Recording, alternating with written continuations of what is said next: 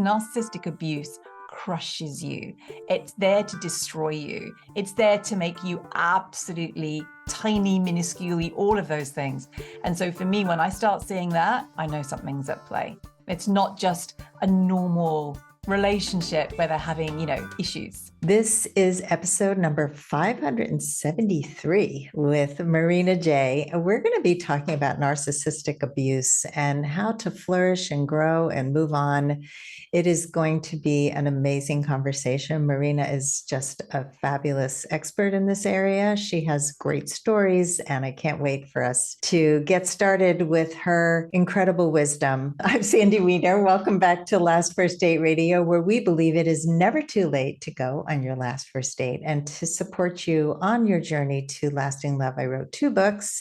The first one is Becoming a Woman of Value: How to Thrive in Life and Love. And this book was written because I saw so many women who undervalued themselves, which leads to toxic relationships often. And there are tons of exercises and tips, and I'm going to share one of them in a minute. And the other book is called Choice Points in Dating. And I wrote this book, got published Valentine's Day this year. And this book is really to empower women to make healthier decisions in their love lives. I have found so many people really feel they're not at choice, or they just keep making the same choices over and over again. And so I broke down the whole process of how we choose, why we choose, how to choose better, how to know when to stay, when to go. Really, it's a dating guide, and both books are available for Kindle or paperback on Amazon. And this week's tip from the Woman of Value book is step number 12: be firm about your standards. And this definitely falls into the topic of today, because when you have boundaries and standards, you will be really clear about how you want people to treat you. And we often have standards, but we don't enforce them. So we might say, it's not okay for you to treat me that way, but then you let it go. And I just had a call this morning with a client who, one of her sons comes over, he does his laundry, he makes a mess, and then he leaves, and he overstays his welcome. He doesn't clean up, and she gets resentful. And she said, I want to speak up and say how I feel. And I said, how about setting preemptive boundaries? Before he comes, tell him, I have 3 hours. You can come between 1 and 4. And in order to come, you also have to clean up before you leave. Is that going to work for you? And then enforce it. So no matter whether it's a romantic relationship or a family relationship or a friend, know your standards, be firm, and keep to them, because the hardest part is staying the course. Before I bring Marina on, I want to invite you, if you're not yet a member of my amazing Facebook group, Your Last First Date, join us there. We are a group of about 4,000 women now. We have 7 incredible monitors who help me run this group. So it is one of the very few groups on Facebook for relationship support and dating support that is actually monitored. We approve posts. We are watching posts so they don't go off the rails. We don't allow labeling and just spiraling unkindness. It is a wonderful, wonderful group, and you get first dibs on my live video every week. There's just tons of great support for you there. So join us at Your Last First Date. And now for my guest, Marina J. She helps women flourish after narcissistic abuse. She has a method called the Narcissistic Template Method, and she guides women to uncover the hidden shadows that typical therapy and mindset strategies or self-care habits don't address, so they rise and become fabulous women they were born to be. She's the author of the bestselling book, Turn Yourself On, love the title, and she's a host of the podcast by the same name. Welcome, Marina. Hi, thank you so much for having me, Sandy. Such a pleasure. Such a great topic, and it comes up a lot. Before we get started with the whole, what is narcissistic, I can't even say the word, abuse, I just want to kind of put a caveat out there because the word narcissist gets thrown a lot around a lot. And I know that in the beginning of my practice, I used it a lot to describe selfish, self-centered behavior in people. And I wanted to prevent women who I was working exclusively with from dating the wrong type, from being in toxic relationships. I have since learned that the word narcissist is thrown around too much. It is used sort of as a catch-all. And I would love to hear your definition of narcissism and narcissistic abuse. I think it's great that it's coming up to be seen by the light. I think that narcissistic abuse is something that's been hidden in the shadows for so long. And now we're talking about it everywhere and we're seeing it. And people are like, oh my God, she's such a narcissist. Oh my God, he's such a nut. And it's just kind of being bandied around. And so for me, I don't have a definition of it because there are so many different kinds. What I look at is the victim. And I never look at people technically as victims, but I look at the victim and I look at their signs and how they speak about it and their responses and how they describe where they're at tells me everything I need to know. For me, the red flags, yes, it's with the person's behavior, but I actually look at more, say, my client, for example, or a group of women, and I can spot it like that. I go, it's you, it's not you, you're good, it's that. Yeah. And because the focus with it is look outside of yourself. Is it you? Is it you?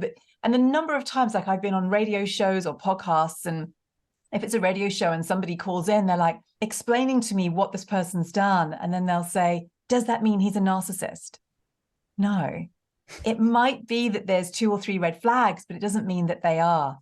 But tell me about you. How do you feel when this person does that? That tells me everything I need to know, because narcissistic abuse crushes you. It's there to destroy you. It's there to make you absolutely tiny, minuscule, all of those things. And so for me, when I start seeing that, I know something's at play. It's not just a normal relationship where they're having, issues. That's a good way to explain it. Yeah. I think we so rarely look within. Like we're so quick to say, he did this, she did that. I don't like that behavior. I noticed this. But like after a first date, for example, I have women go through a dating debrief. And most of the questions are about how did you feel? How did your body feel?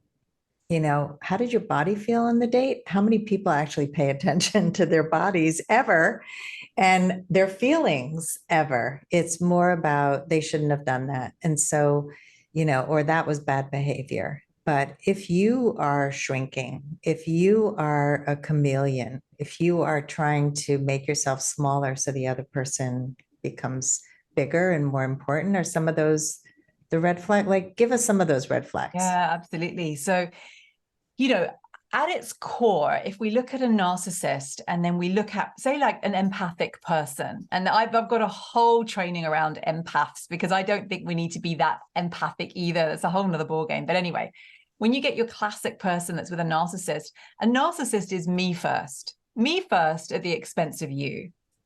An empath, or the person on the other side of that, is, yes, I agree with you. It's you first at the expense of me. And so that's the initiation. That's the lesson. That's what needs to be learned. And in my experience, the person on the receiving end of narcissistic abuse with the right kind of support actually goes, you know what? It's me first. It's not me first at the expense of you.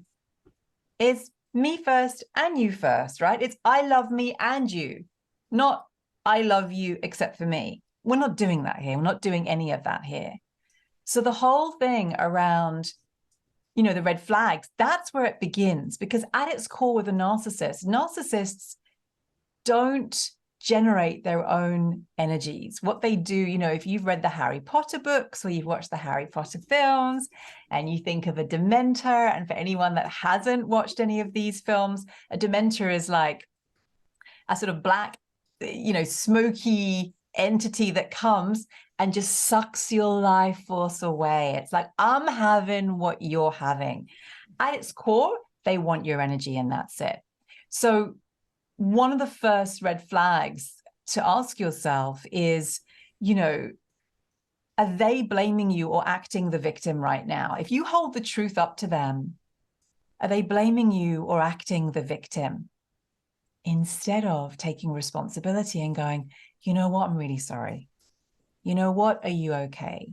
Right? And having the appropriate response. So it's like, are they blaming you? Are they acting the victim? Do you feel like you're walking on eggshells? You know, that's a massive one. Look at who you can't say no to. That is key, because if you can't say no to them, you're in a relationship where on some level you're accepting control. And that's not an equal energy exchange, right? We want both parties to be completely free to be themselves. That's what it's all about. So there are lots and lots of red flags, but one of the most important things is how you feel around them. And I'm similar to you. I'm really not into labels, except for when it frees you, except for when you go, oh my goodness, that's what it is. I have clients that come to me for lots of different reasons. And some of my clients will say, I did a particular podcast on how to spot the red flags of narcissistic abuse. And some of them have said, I listened to that over and over and over and over again, because I kept kind of vaguing out in between, because it just felt like it was such normal behavior. But when I started hearing it over and over, then I woke up and I went, you know what? They do blame me for everything. They do make me responsible for how they feel. Their problems are my problems all the time. I don't know where I end and they begin. All of it. Are they lying and cheating? You know, do they lie? Do they cheat? When you ask them or you hold up the truth, do they evade it and say things like, I don't remember, I don't know, or just flat out lie? I didn't do that. I never said that. And you're like, no, but you did. You said it just then. And they're like, no, I didn't say that. And it can just be infuriating. And that's one of the things I look at as well, is if you yourself have been on the receiving end of narcissistic abuse and you find yourself going to extreme behaviors, like you're suddenly breaking things, you're shouting, you're furious, you're like, I've become this person that I don't like. Like, who is this person? That's a red flag. Because when an ordinary, well, I mean, none of us are ordinary, right? We're all fabulous. But when a reasonable, otherwise normal, reasonable person like you has these big, feelings and these big expressions, well, we say, well, why would a reasonable person suddenly be led to this huge incandescent rage? And my question is, what was happening to you just before? Or what just occurred just before for you to have that? And usually the person doesn't really see it, because for them it's become normal. These are great. And these are really the key, I think, just how you feel when you're with them is absolutely number one. If you feel diminished, if you feel small, if you feel scared, to be yourself, to speak up, to, say something that might be cause conflict, and that person that I was talking about earlier in my example of be firm about your standards. She came from relationships where she was conflict averse, because when she would bring up things, she would get pushback. And so then you're afraid to say what you need and what you want to people.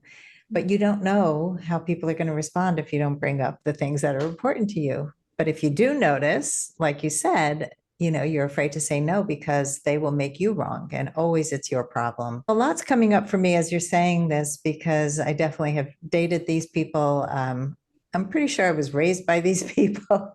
And I'm wondering how common it is for people who are attracted to narcissists to have been raised by people who have these same qualities. I feel it's almost 100%, because once you've healed from narcissistic abuse, you're repelled by them. Yeah. So you haven't healed, right? And so if you haven't healed, something was going on. It might have been in your family of origin. Maybe it was at school. Maybe it was friends. Maybe it was, somebody in that sort of early childhood, teens. It's usually that. Sometimes it's children of alcoholics. They don't necessarily have to be narcissistic, but that behavior has definitely led to those same responses where, it's all about them, but it's not about me, and they can be so callous with my feelings. But as soon as I say a tiny little thing, boom, it's World War III, you know? And so I'm literally walking on eggshells. I literally don't know when you're going to explode. And often children of alcoholics and all sorts of different areas can have very similar responses. I agree with you. One of the most impactful things I read after my divorce was a book called How to Spot a Dangerous Man. Wow. Something like Before You Get Emotionally Involved or something. And the first part of that book talked about why we overlook these kinds of people and we kind of dismiss them because we don't really have a barometer for what's healthy and normal. And one of the things that I work with clients on is knowing their human rights, knowing what we have the right to expect from other people. It is not natural for people who did not grow up with it. We don't know we have the right to be heard. We don't know we have the right to be seen and respected by people. And it's true for all of us. And so that leads me to the next question, which are the green flags. Because I think, once you can recognize those red flags, how do we know when we're actually meeting someone who has the right stuff? The right stuff. Well, this depends on how clear you are with your own feelings. So if, for example, you're not so clear, you might not recognize it so easily because in you, there's still a lot of cognitive dissonance, and that cognitive dissonance, cognitive is head, cognitive is head, and dissonance is like that confusion. It's like you're hearing something, but you're feeling completely differently. So you might hear, for example, you're going on a date and he or she says something like, "Oh my God, you're amazing. And I love listening to you." And you're feeling going, "Yeah, I don't feel that at all. I feel like you just want to talk about yourself. I feel like, but you override it." And so when you're used to doing a lot of that, sometimes it can just be a little journey into what are the green flags, but it's a great journey because it's a journey into the self. So the first one is that you can just be totally you. Do you feel emotionally safe with them? Sometimes we can't put our finger on it. We go, "I don't know how I feel. I don't know. I don't know. Do I like him? Do I like her? I don't know." But actually, if you say to yourself, "Wait, do I feel emotionally safe?" You'll go, "Actually, I don't." And the reason you don't is you don't feel that you can fully relax. You'll know when you meet the right person for you, it'll be different than anything else you've ever experienced. It will be completely different. You won't be questioning yourself. You won't walk away and feel destabilized or wobbly or weirded out, or did they like me? Or what did they think of me? Oh my God, I overstepped you won't have any of that. That's like a stress response. You'll actually feel calm and peaceful inside. I mean, you might feel excited, right? But you're not going to feel disempowered. You're not going to feel smaller in any way. What you will feel is maybe a bit embarrassed, maybe a bit self-conscious, because maybe for the first time, somebody's really seeing you. And maybe you're going to go a bit squirmy because you're not used to it. And you're maybe wondering, what are they going to see in me? Like, oh my God. And so you're going to be seen. You're still going to be maybe somebody who over-explains themselves because you're used to having to do that to people that just don't get it. They either don't get it because they can't get it, or they don't get it because they don't want to get it because it's not in their best interests. But actually, you say it and they go, "Yeah, I get it." And you'll be like, oh, I don't have to over talk. I don't have to over describe. I don't have to give you every little detail. And so slowly, this relationship will start to be easy because they're doing their side of the relationship. And by that, I mean, they are genuinely self-reflecting. Narcissists don't self-reflect. They don't go, "Oh my goodness, what did I do to upset her? And how can I change it? And what can my actions be?" They're not doing any of that. So for you, it gets to be easy. It doesn't get to be big highs and big lows. It doesn't take a lot of work. People say relationships take work. And I'm like, the wrong ones take work. The right ones are just an absolute joy. Because if you're with somebody that is genuinely invested in your well-being and they are doing their side of the street, you're going to have an amazingly relaxed, peaceful, loving experience, and you won't feel unsafe around them. Therefore, you can just be totally yourself. You don't have to be on your A game. You don't have to be brilliant or gorgeous or beautiful. You're just going to be totally you. And it's an absolute relaxation game changer. Yeah, which sounds amazing and maybe hard to believe for people who've never Yeah. experienced it, but I myself have witnessed it so many times. And Yay! it's amazing when you see somebody who has done the work. You really do have to heal and really gain the self-worth and realize where you've allowed people to step on your boundaries and, do all the processing work. And I mean, I feel I'd love to hear your take on that, but I think, some of the healing that I've seen that really helps is understanding feelings and needs, really feeling in your body how you feel, like doing some somatic healing and really getting a felt sense of what it feels like to be authentically you and to be seen for who you are and loved for who you are.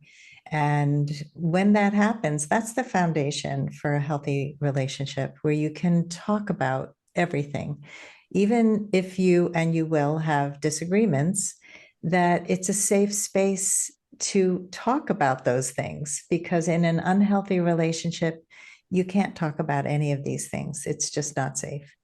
So, yeah, what are some of the healing modalities that you believe in? Very much about the relationship to yourself. So I loved everything you said. It's bang on, right? It's like it's no longer about them. It's about the relationship you have with yourself. And when you heal that, that's going to set the tone for every single relationship that you're in. Because if you raise your standards and you actually treat yourself like an absolute queen, you won't tolerate anything less from anybody else. That in itself becomes a natural boundary. This doesn't have to be hard work, but it does need to get tended to. And I look at, say, for example, narcissists, and I always think, well, okay, they treated you like that, but now are you treating yourself like that? Are you treating yourself like a narcissist, or are you treating yourself like a goddess? And that's the sort of the flick for me. And it's all about what we're going to allow in. Are we going to stay connected to ourselves without overriding it, without suppressing how we really feel? And I can talk about that a little bit later. And it's really about treating ourselves. I'm not religious, but as God would treat us. That's the goddess. That's you having a divine relationship with yourself. That's not you wearing an amazing dress, although why not, right? It's none of that. It's actually you having the relationship you were always meant to have with yourself, because deep down you do know. Deep down you do know. And one of the things that I see is a lot of people that have had it or are having it, they have a high level of anxiety. And something happens when you're very truthful with yourself about actually how somebody affects you. The anxiety just dissipates.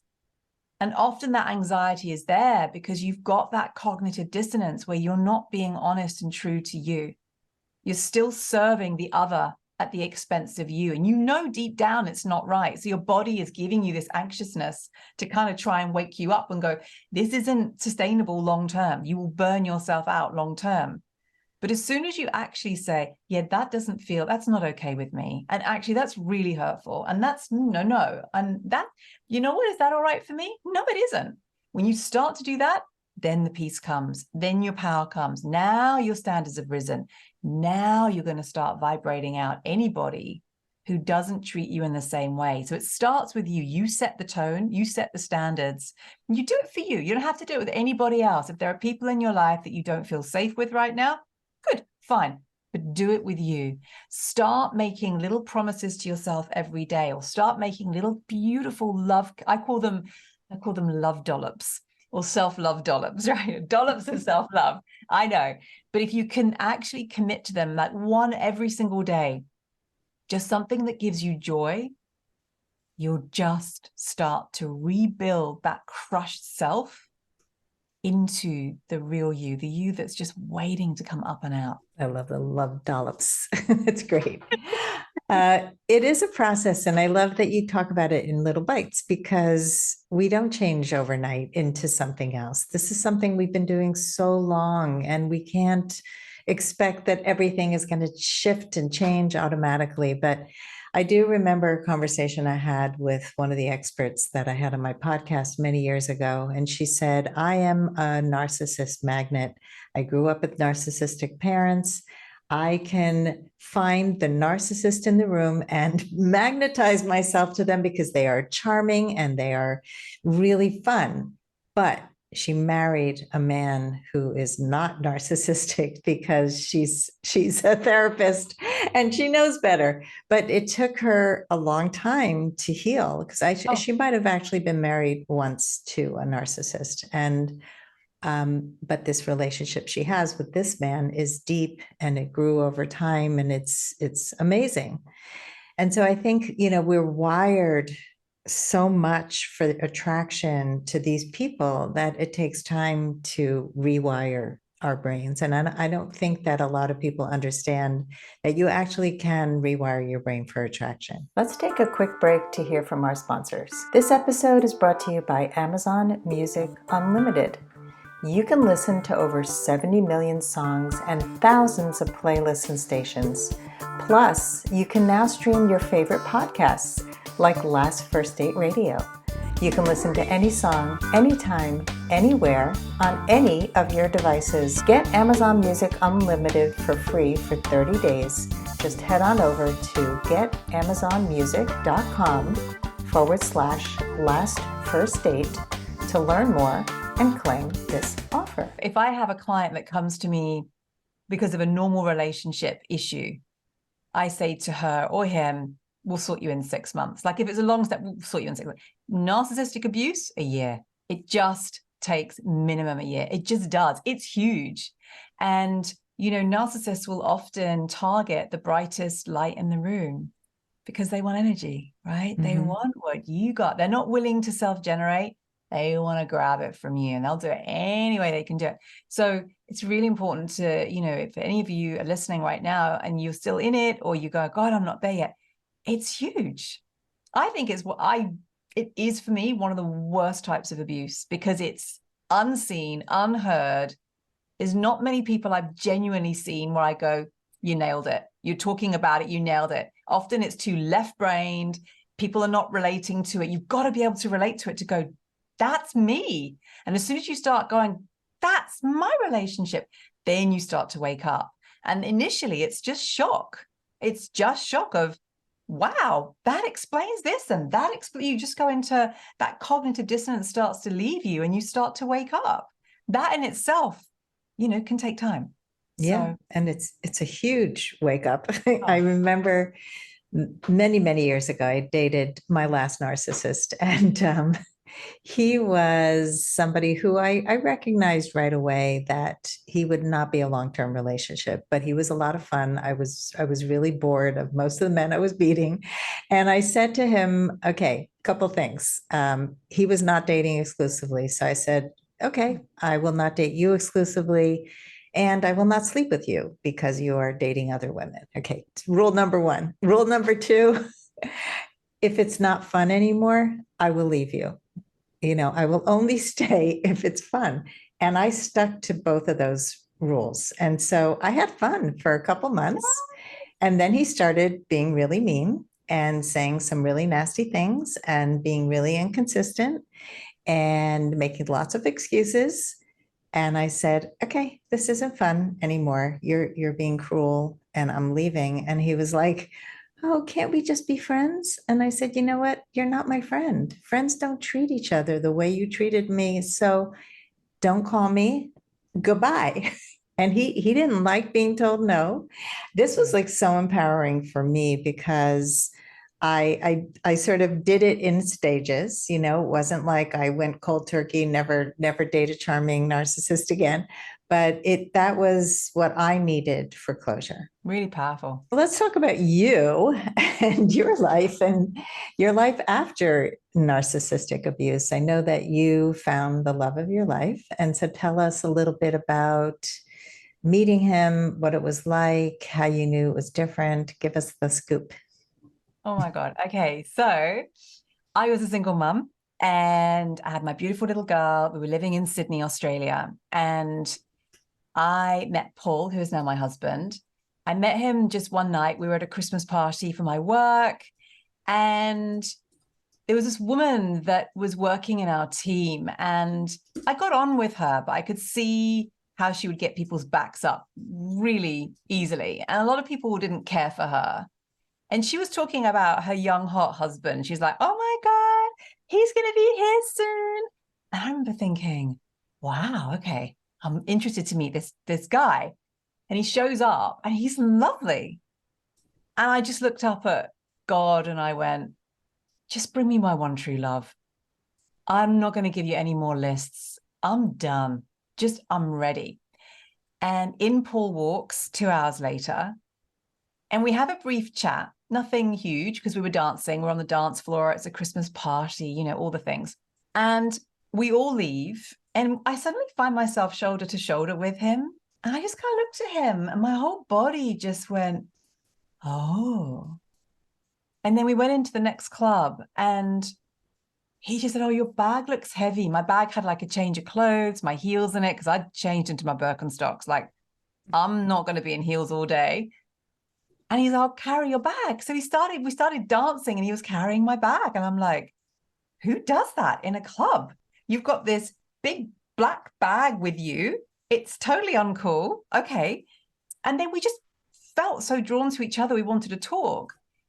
And he was like, tell me about you. And I did the usual thing of, well, I'll start talking, but in a minute, you're going to drift off because you're not going to be interested in me, because all you're interested in actually is how I make you feel. You're not actually interested in me. Because so many guys I had dated were just waiting for the gap where they could be like, me. I'm amazing. My company, I make millions. You're probably nothing anyway. It doesn't really matter. Come and worship me. And I internally sit there and roll my eyes and be like, oh, next. And he didn't do that. And I was like, okay. And then I tried to get the conversation back onto him. He was like, no. He's like, tell me about your dreams. And so I started talking to him about my dreams. And then it was the first time that somebody had actually heard me. And was like loud music behind us and people drunk and the whole thing. We were just in this bubble. And then I asked him and he was really honest. I remember thinking, well, this is different. Anyway, and then we said our goodbyes and we started calling each other. And I remember when we said our goodbyes, I just walked away and thought, well, if nothing else, I've met a really nice guy. I'm not going to be attached. I was covered in glitter. I was in like dressed as a pirate, right? Because it was a fancy dress. It was the whole thing. And I just thought, you know, if nothing else, he's a lovely guy. And then we literally talked on the phone for 3 weeks. He lived in a different state than me in Australia. So, you know, very far apart. And then he was like, I'm going to come down and meet with you. I was like, okay. So he came down and met with me. And I had my daughter off on sleep dates with her best friends. I didn't want her to, you know, I was very clear about, I'm not bringing anybody into my life until I'm sure. And that's a while.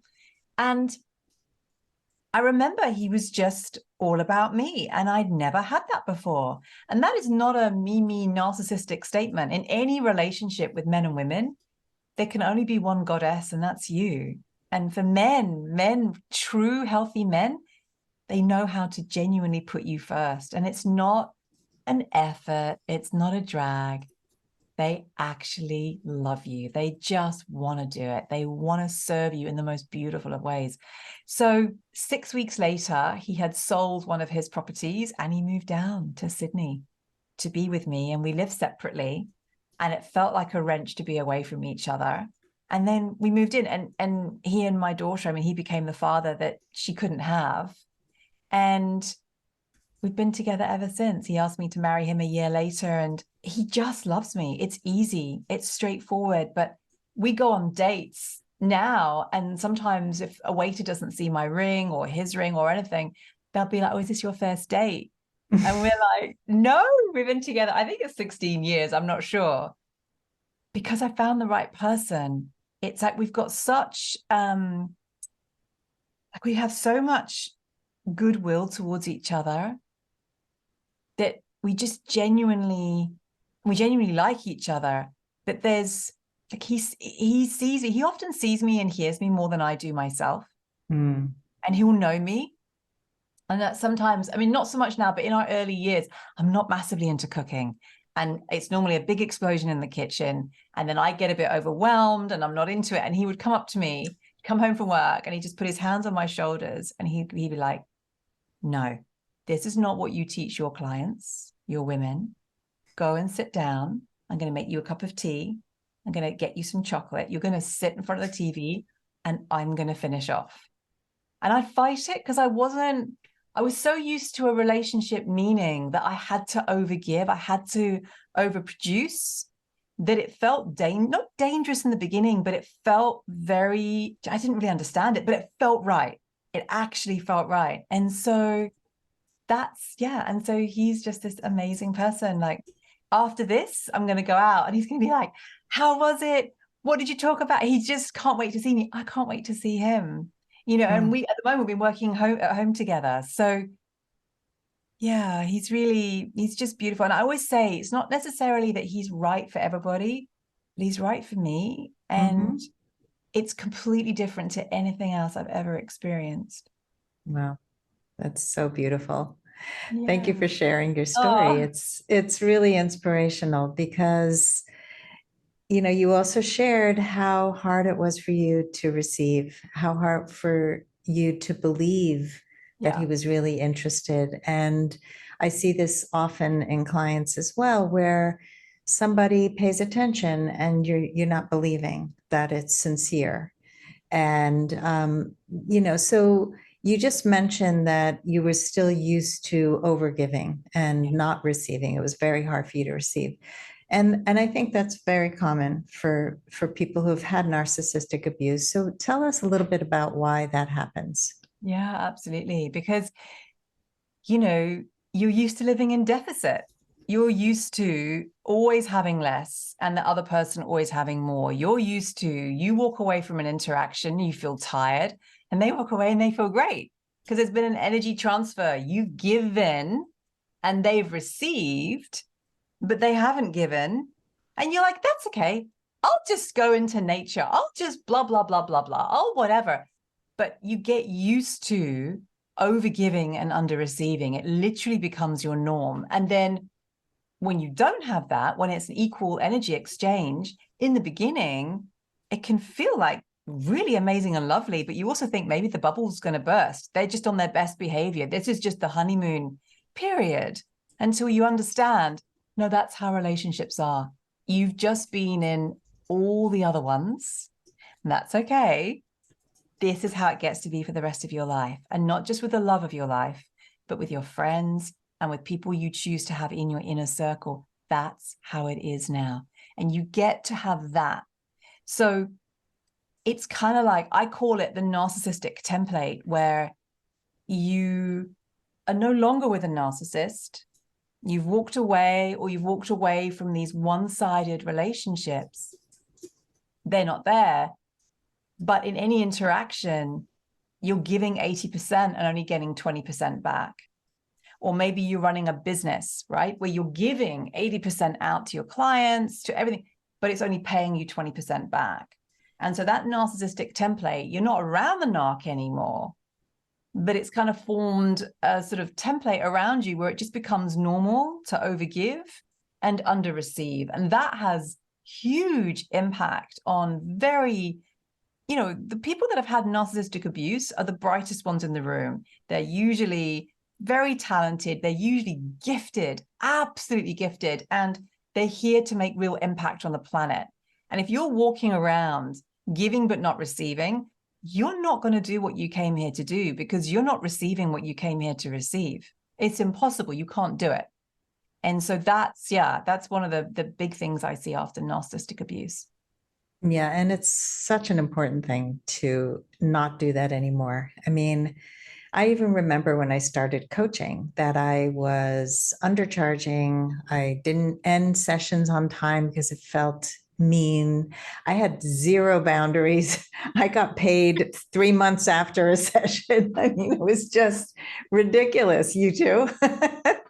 Yeah, no, do you know what? Money I never have, but everything else you said, oh my goddess, yes. And I used to, not only that, I would overrun, not only that, I would take down the notes that the client was saying verbatim, write them down, then spend about 45 minutes, half an hour to 45 minutes afterwards, retyping them out. Oh, Then put the paragraphs in different colors representing whatever it was with all their homework that they hadn't written down, and then send it to them. And my clients are gorgeous, but literally, I'm literally saying to them, you don't have to do any work. yeah. I'll do it all. I'll do everything. Yeah. Yeah. Right? You were worse than me. What am I doing? Yeah. And definitely with money in other ways. Definitely with money. I've always given a lot more and not received as much back. So it wasn't with clients, but it was showing up in money in other areas of my life. 100%. When you have that, it kind of shows up in all the ways, doesn't it? It sure does. And yeah, so that's, you can see it shift in so many parts of your life where you can, your worth, and you also empower other people to do the work. I remember when I was taking my oral exam for my coaching certification, one of my coaches said to me, "You are doing all the work." He was like, "You're working too hard." He said, like, you should be like on a farm, you're sitting in a rocking chair, drinking lemonade, and all your workers are out there, and you're telling them what they need to do to till the field. You're not tilling the field with them. And that image always stuck with me. It's like, I get to guide them in tilling the field, but I don't do the hard work. And it's the same with children. Like when I want to give guidance to my children, I'm not going and doing it for them. I'm not cleaning their room when I want them to clean their room. I am telling them that this is an expectation and here's how to clean your room. Is very different from doing it for them, or even giving advice to people, which is unsolicited and a boundary crossing, but saying to them, what kind of support do you need? I am here for you. If you keep repeating mistakes and I'm seeing something, how can I help you? Are you looking for support? Do you just want to vent? Because I don't have much patience for that. Do I look like a trash can to you? No, I don't. Thanks so much. 100%. Yes. Yes. I remember my father used to call every day after they got divorced, and he would tell me what a horrible person my mother was. And that was one of my first boundaries. I've talked about it on the podcast before, but it was like, this feels really bad. And I am not going to let him do this. I'm going to hang up the phone. And I remember my sister had a hard time with this. She would just listen to him, complain about people, complain about my mother. And I said, why do you do this? She said, well, he's having a hard time. I said, you're not his therapist. He's dumping on you. And there's a great term for that. What's left in somebody's emotional wake is that garbage. It's like you're left with the dump. They feel better and you feel worse. And that really impacted me. Like, oh, I don't have to take this. This is not my business. You keep it over there. That's right. 100%. Because, to me, we deny them their own growth. If we are doing it for them, whether it's cleaning the room or being the dumping ground, and usually, the reason we do it is because we don't want to see them in pain. We don't want to see them hurting. We go, oh, blah, blah, blah. I take the hit because I can. You will stay on that timeline of non-reciprocal relationships where it remains being all about them and not about you. So maybe you're not around the narcissist anymore, but now you've got what I call these quasi relationships where they seem nice, but you're still drained, because they're not doing the work. They're not doing their side of the interaction. They're not doing their side of the conversation. They're not invested in your well-being. They're listening, but they're not really listening. They're just waiting until they can get your energy again on them, So it's all these little kind of things that actually can really drain you when you don't even realize them. So I love what you said, because, to hear you say, so, I'm just going to call a boundary with my dad. That's epic. I mean, it takes a lot to be able to do that. It's a lot to be able to do it and to consistently do it. Until you get used to it, but it's an epic move, right? It's huge. And only people that have actually done it know that. People that haven't done it will go, oh, great. When you've actually done it, you're like, yeah, that's massive. Thank you. It's massive also because it's a pattern that has been going on for your entire life. Yeah. And recognizing the pattern and recognizing that you don't need to continue, that actually this is not healthy and you're the only one who can control it from your end. It's not to change somebody, but it's to say, no, no more. And yeah, he called back 100 times. I mean, he called back screaming at me, but I kept hanging up. So it's not like, oh, dad's going to be so respectful of my boundary. No, that's not what happened. Eventually it happened. Eventually he recognized that I am not the person to call to dump. And our relationship shifted over time, but I didn't do it for that reason. I did it to protect my own energy. So we are at the end of this podcast, even though I could talk to you for another 5 hours, Marina. This is like amazing. I would love to hear your final words of advice for anyone who wants to go on their last first date, especially if they've had narcissistic abuse in the past. Feel how they affect you. If I could give any advice to anybody that's had narcissistic abuse or lots of just difficult or disappointing relationships, if when you're sitting across from the person, you can feel how they affect you and you don't jump out of that into what they're saying, you don't make excuses, you don't override it with any thought, right? Of, oh, but they're so nice. Oh, but they're paying for dinner. Oh, but they're so handsome. Or, oh, they're so pretty. Or whatever it is, whatever goes on that beautiful head of yours.